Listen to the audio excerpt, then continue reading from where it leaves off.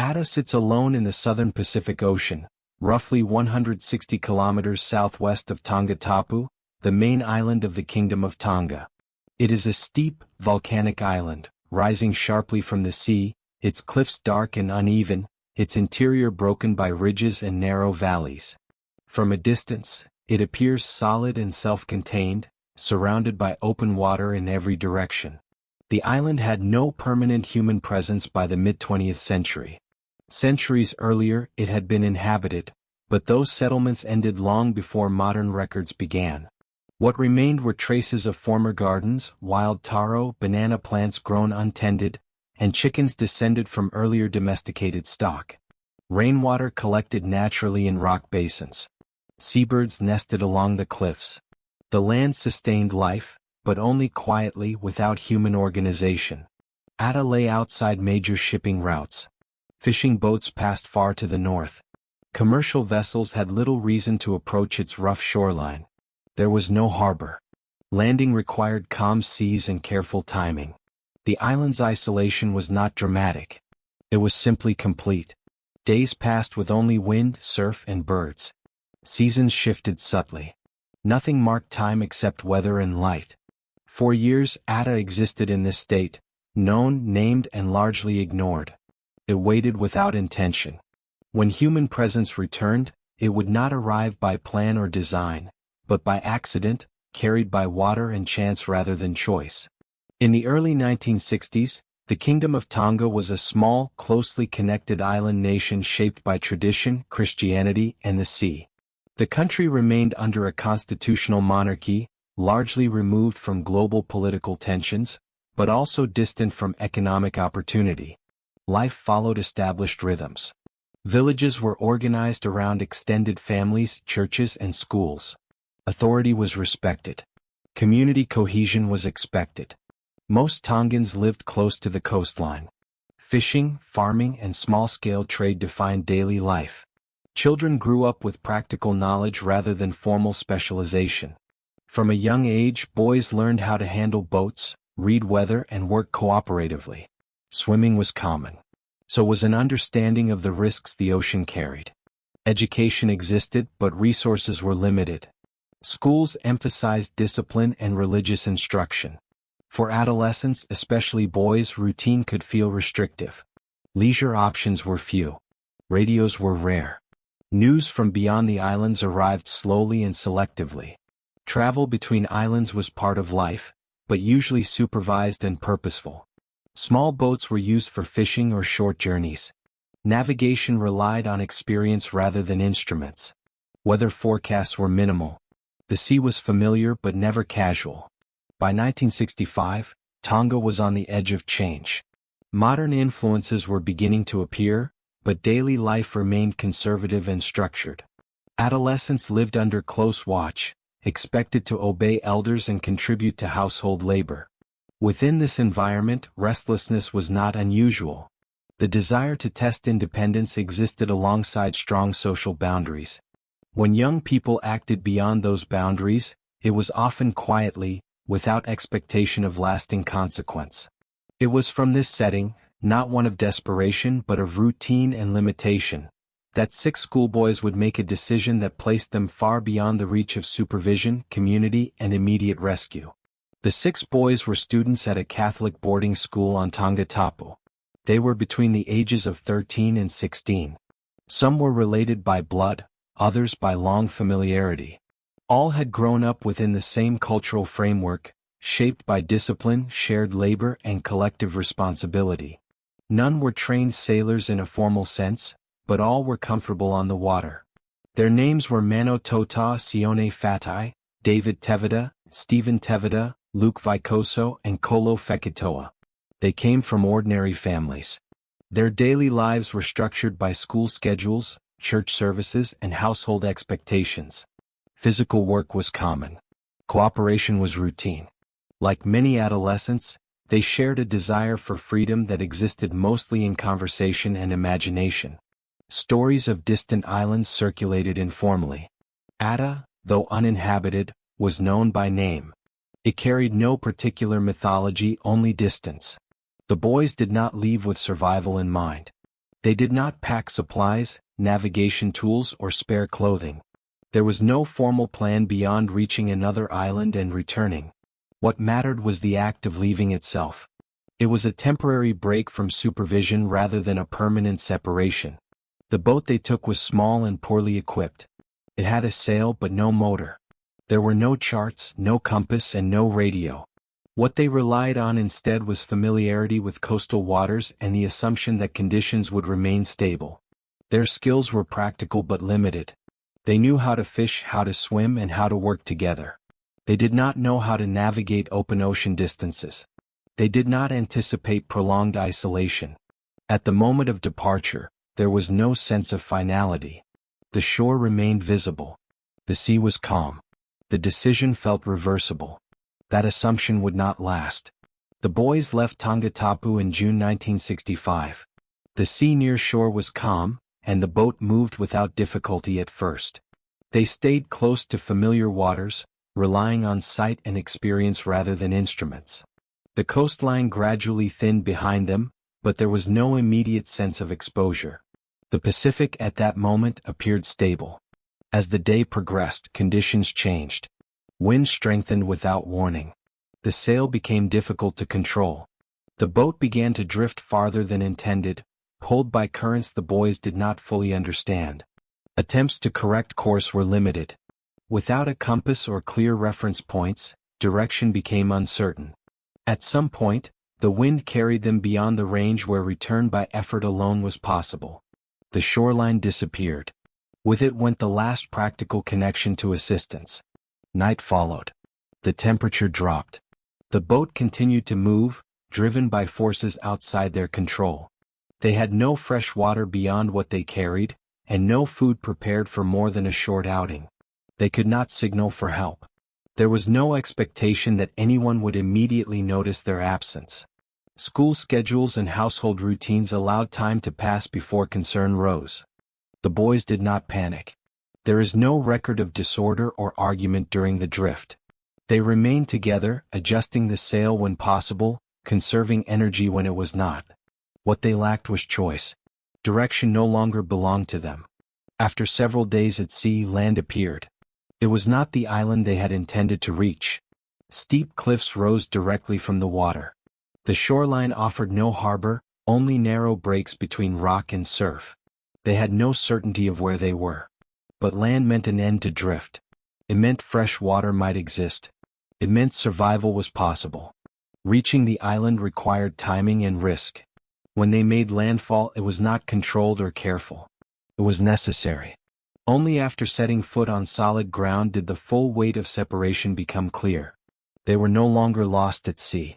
They were isolated on land with no clear path back. Ada had received them. Landing on Ada did not bring immediate safety. The boys reached the shore through heavy surf, pulling the boat as close as the rocks allowed before abandoning it. The island offered no beach, only sharp stone and narrow ledges. Once ashore, they climbed upward to escape the reach of the waves. Their first concern was water. Rain had fallen recently, and they were able to find small pools collected in rock depressions. These were not reliable sources, but they were enough to drink. Food came next. Seabirds nested along the cliffs, and their eggs were accessible. Wild plants grew inland, though not all were immediately identifiable. Shelter was improvised from natural cover. Overhangs and vegetation provided partial protection from wind and rain. The nights were cooler than expected. Clothing dried slowly. Salt remained on skin. One of the most critical tasks was fire. Without matches, they relied on memory and experimentation. Friction methods eventually worked. Fire changed the island from a place of exposure into a place that could be managed. It allowed cooking, warmth, and a sense of continuity between days. Order emerged early. The boys did not act independently. Tasks were shared. Decisions were discussed. There is no historical record of sustained conflict in these first days. Their survival depended on cooperation, and that understanding guided behavior. The remains of earlier human activity became apparent over time. Chickens roamed freely. Bananas and taro grew wild. These were not immediately visible from the landing site, but exploration revealed them. The island was not untouched. It was dormant. The first days were not marked by fear but by adjustment. The boys accepted the absence of rescue as a condition rather than a crisis. Their focus remained practical. Food, water, fire, and rest structured each day. Ada did not resist them. It imposed limits, but it also provided. Survival became less about endurance and more about routine. After the first days, survival on Ada shifted from immediate response to sustained living. The boys understood that uncertainty would not resolve quickly. No ships appeared offshore. No aircraft passed overhead. Rescue, if it came at all, would not be soon. What they could control was how each day was used. They organized themselves into a routine. Tasks were divided, not by formal assignment, but by inclination and ability. Some gathered food. Others tended small garden areas where wild taro and banana plants could be managed rather than simply harvested. Fishing became regular, using improvised lines and hooks shaped from available materials. Chickens were caught sparingly, not consumed quickly. Fire was kept alive continuously. Losing it would mean starting again from friction, a process that took time and energy. Ash was preserved. Fuel was gathered in advance. Cooking was deliberate and measured. Shelter improved gradually. What began as temporary cover became more stable structures built from wood and leaves. These were not permanent dwellings, but they reduced exposure and allowed rest during heavy rain. Tools were minimal, but familiarity with the island increased efficiency. Days developed a pattern. Morning work. Midday rest. Afternoon tasks. Evenings near the fire. There was no calendar. Time was tracked by habit and by physical change. Scratches healing, hair growing longer, seasons shifting subtly. Discipline mattered. Arguments were resolved quickly. Physical fights, when they occurred, were stopped by separation rather than escalation.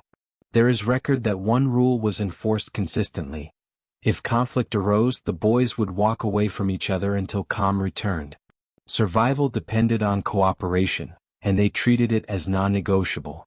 Routine reduced anxiety. Predictability replaced speculation. The island remained isolated, but it was no longer unfamiliar. The boys were not waiting passively. They were maintaining a system. That system would be tested over time, not by sudden disaster but by slow accumulation, fatigue, injury, and the weight of days without confirmation that the outside world still remembered them. As weeks turned into months, the boys refined the methods that allowed them to remain stable. Fire remained central. They learned which would burn slowest, which produced the least smoke, and which resisted dampness after rain. Embers were protected carefully at night. When storms passed through, someone was always responsible for checking that the fire survived. Tools were basic but deliberate. Sharp stones were selected and reused. Wooden implements were shaped gradually. Nothing was discarded without purpose. Each object required effort to replace, and that fact governed how it was treated. Food preparation improved with experience. Fish were cleaned consistently. Birds were cooked thoroughly. Waste was kept away from sleeping areas to avoid attracting pests. These practices were not the result of formal training, but of observation and adjustment. Cooperation remained structured and calm. Leadership shifted depending on task. No single boy maintained constant authority. Decisions were made collectively, often without urgency. The absence of external pressure allowed patience. Care for injuries became part of daily life. Cuts were cleaned with water and ash. Rest was enforced when someone was hurt. Productivity slowed when necessary. There was no sense of individual competition. Health was treated as shared responsibility. Religious practice continued in a quiet form. Prayers were spoken. Days were sometimes marked by rest rather than work.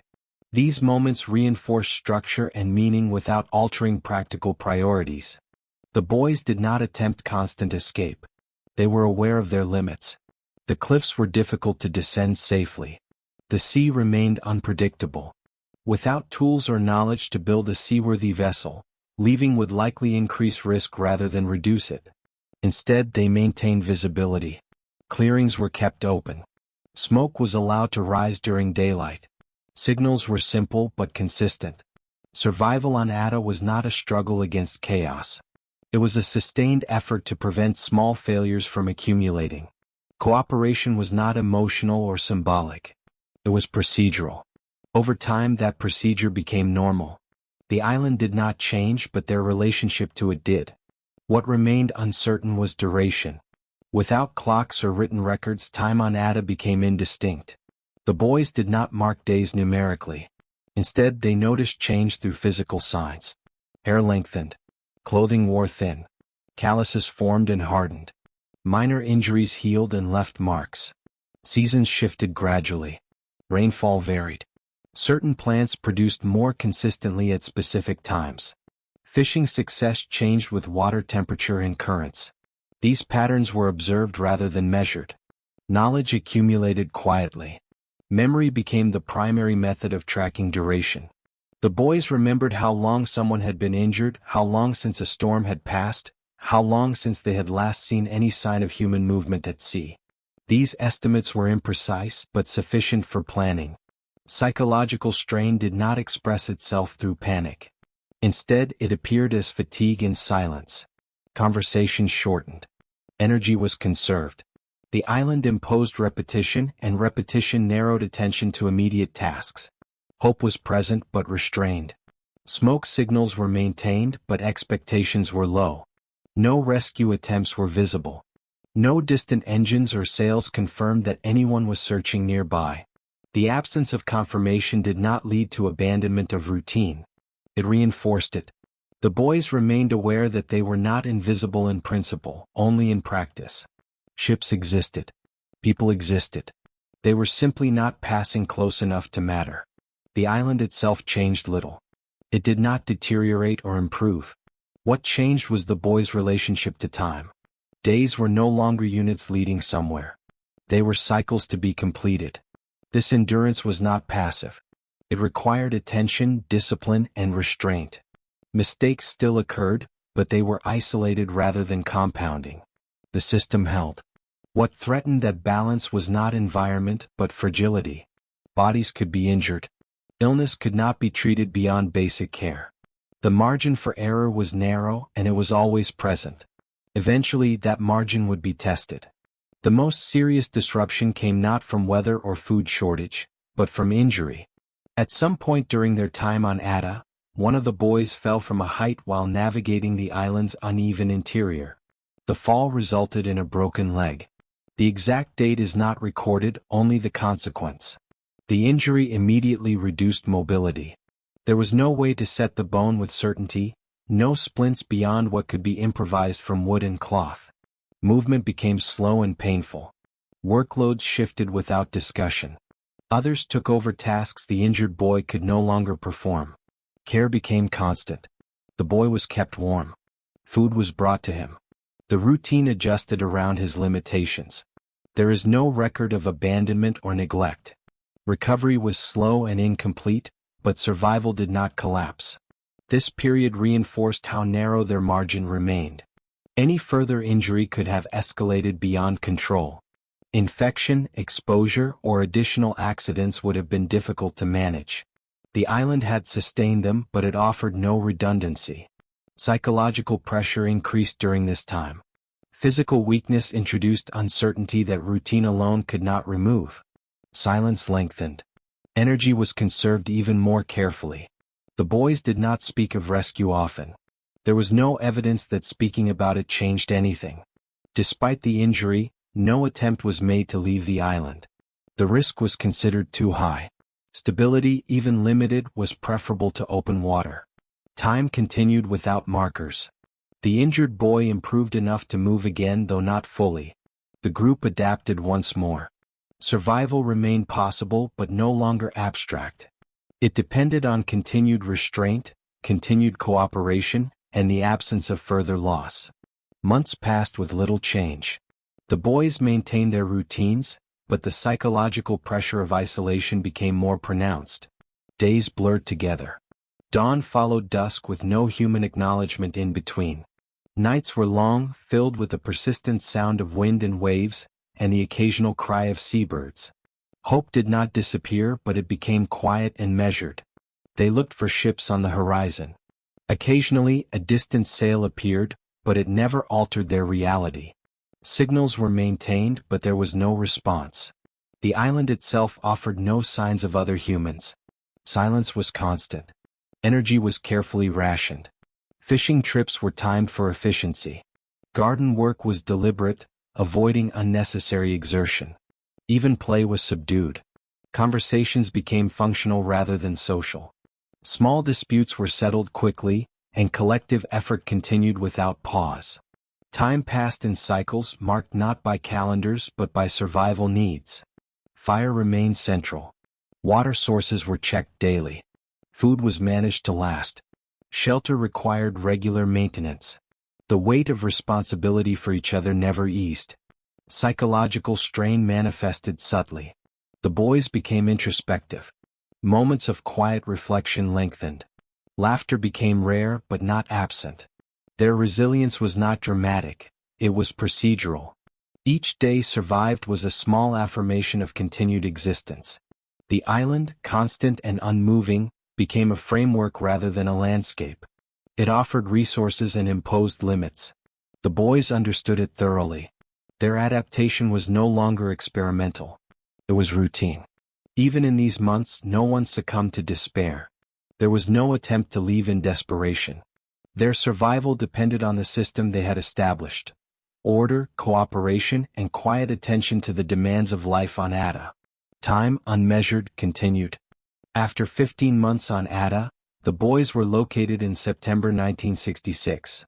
They were discovered by Peter Warner, the captain of the Ketch Terra, who was traveling near the island. The approach was careful. From a distance, he observed movement on the cliffs and noticed smoke rising intermittently, signs of habitation that had persisted despite isolation.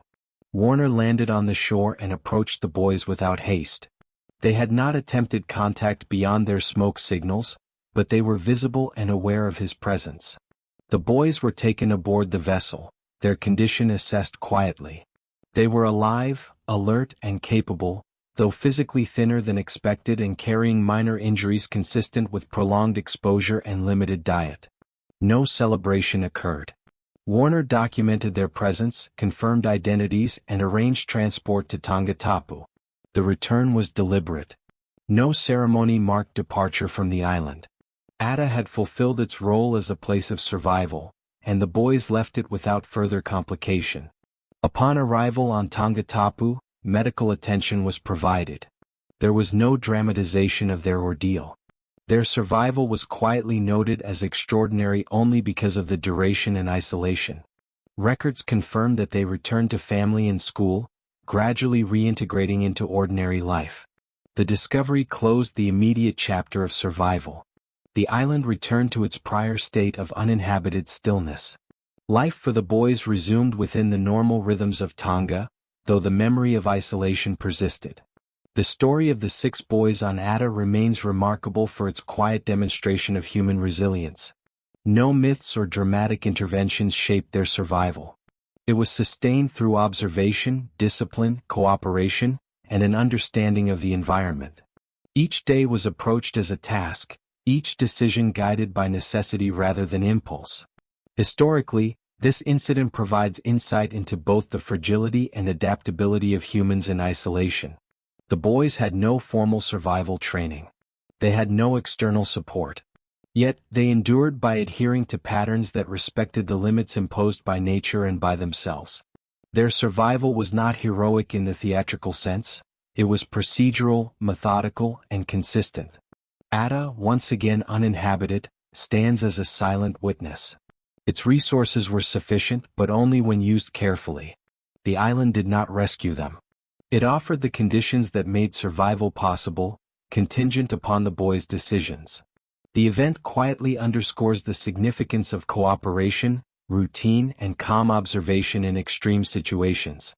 It is a reminder that survival often depends less on dramatic action and more on sustained attentiveness to the environment and to one another. In the end, there was no applause, no spectacle. There was continuity. The boys returned to Tonga, and the island remained as it had always been, isolated, indifferent, and enduring.